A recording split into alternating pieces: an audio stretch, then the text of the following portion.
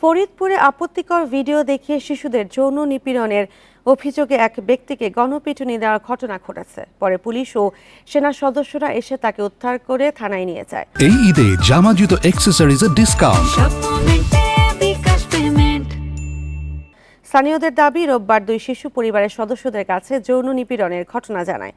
রাত 9:30টার দিকে ভুক্তভোগী পরিবারের সদস্য স্থানীয়দের নিয়ে অভিযুক্ত রেজাউল মুন্সিকে আটক করে।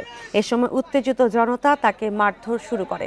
খবর পেয়ে পুলিশ ও সেনাবাহিনীর সদস্যরা ঘটনাস্থলে পৌঁছে তাকে আহত অবস্থায় উদ্ধার করে থানায় নিয়ে যায়। যথাযথ অভিযোগ পেলে আইন অনুযায়ী ব্যবস্থা নেওয়ার আশ্বাস পুলিশের।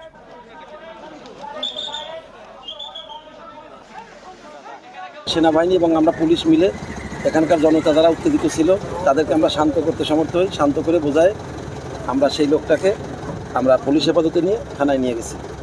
আর তার আগে এলাকার লোকজন তাকে মোটামুটি একটা গণপিটুনি দিয়েছে, আমরা শুনতে পেয়েছি। তাকে আমরা এখন পুলিশ হেফাজতে রেখেছি।